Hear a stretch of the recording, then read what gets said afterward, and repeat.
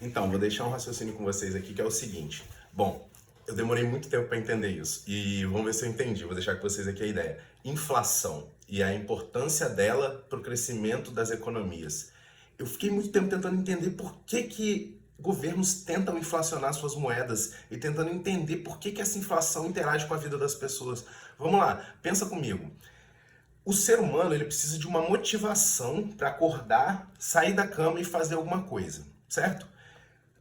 O mundo ele tem uma tendência de levar o dinheiro de quem não produz para quem produz. Então, se alguém inventa uma ideia muito boa, é natural que as pessoas que têm o dinheiro paguem por essa ideia muito boa. E naturalmente, se essa pessoa que não produz paga para quem produz, em algum momento ela vai ficar sem dinheiro.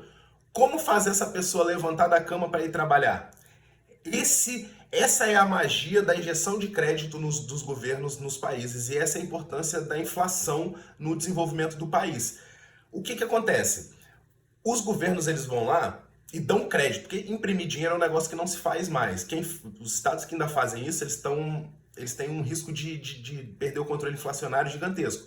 Mas vamos lá, uma outra maneira de aumentar o dinheiro disponível na circulação na economia é você dando crédito aos bancos. Você pega e entrega um dinheiro ao banco e o banco, se você entregar R$ 100, o banco pode emprestar R$ 1.000.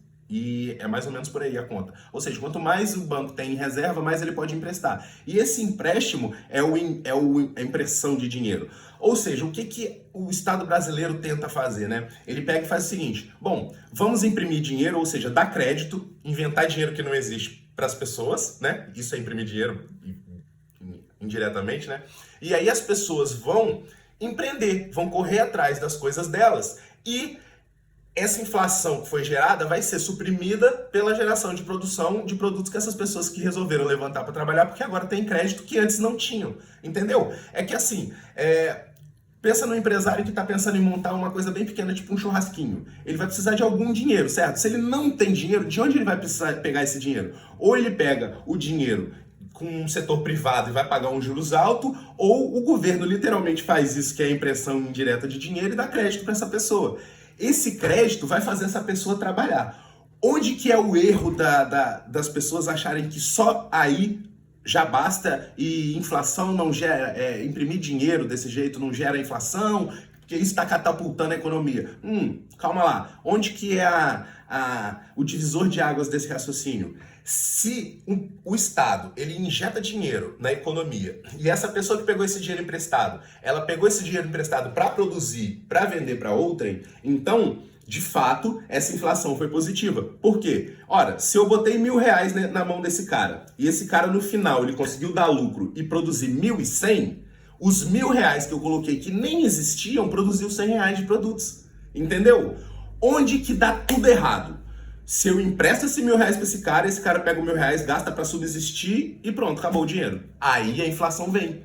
Percebe que a inflação é uma arma dos estados para poder mexer a engrenagem das economias? A inflação é algo positivo. Porém, agora eu vou colocar o asterisco maior dessa conversa. Países que dão prejuízo são países que não podem se dar ao luxo de ter inflação. Porque é o mesmo raciocínio lá do sujeito que pegou 1.000 e entregou 100. Ora, como é que pode um país ter inflação e dar prejuízo? O país que joga inflação na economia, que joga dinheiro para rodar na economia, mas essa economia não produz o suficiente, no final das contas o papel desse país, o real, por exemplo, só vai perder dinheiro, só vai perder valor de compra em comparação com as outras moedas, porque a gente aqui dentro do país não conseguiu mover o ser humano para sair da cama e produzir. A única coisa que a gente fez foi dar dinheiro, mas se esse dinheiro for dado e for escoado e não for produzido por nada, volta lá no início daquele raciocínio do dinheiro escoando da mão de quem produz para quem não produz. Entendeu? O mesmo raciocínio da inflação, o mesmo raciocínio da inflação é o raciocínio da carga tributária. É o mesmo raciocínio. Se você eleva a carga tributária num país e esse país, essa carga tributária está voltando para o Estado e está dando lucro para o país, essa carga tributária ela é positiva. Se você eleva a carga tributária, mas o seu lucro do país ele não eleva, no final a gente vai ter uma dívida PIB muito maior. Por isso que, dá uma olhada aí no meu canal, você vai ver que tem um videozinho que eu falo que é genial quem inventou a dívida, a taxa de juros básica negativa. Por quê? Porque a pessoa pode ir lá, pegar um dinheiro emprestado que for, que ao longo dos anos esse montante da dívida vai só decaindo. É a mesma coisa com a inflação e esse raciocínio se aplica com as taxas de juros dos países. Por quê?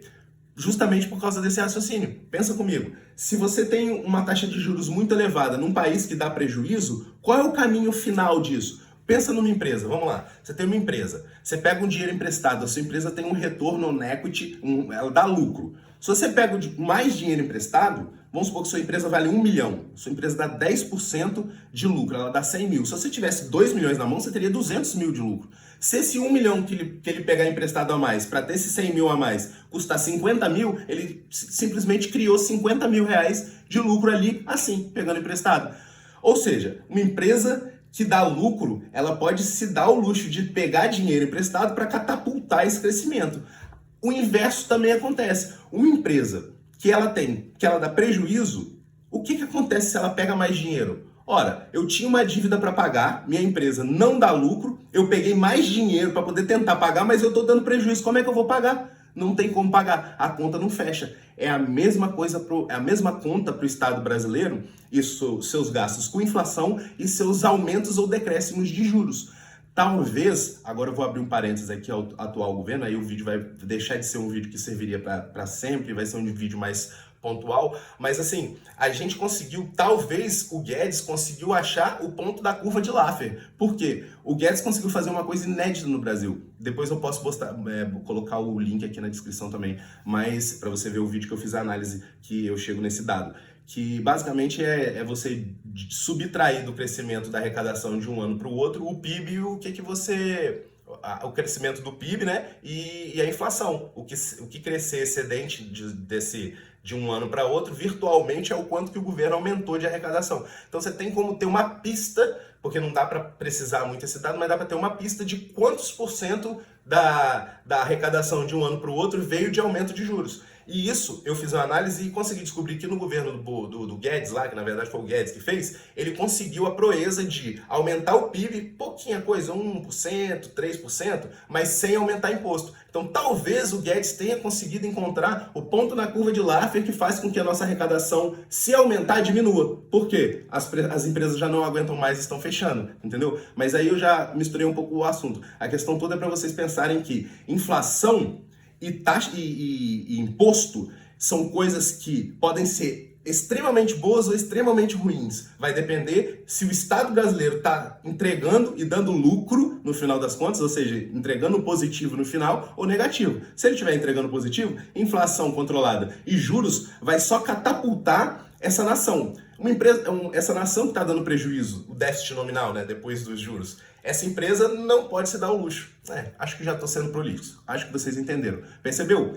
Não importa a doutrina, se você mora num país que tem alta carga tributária, baixa carga tributária, não importa se o país está imprimindo muita moeda ou pouca moeda, o que importa é como os governos administram matematicamente isso. Captou?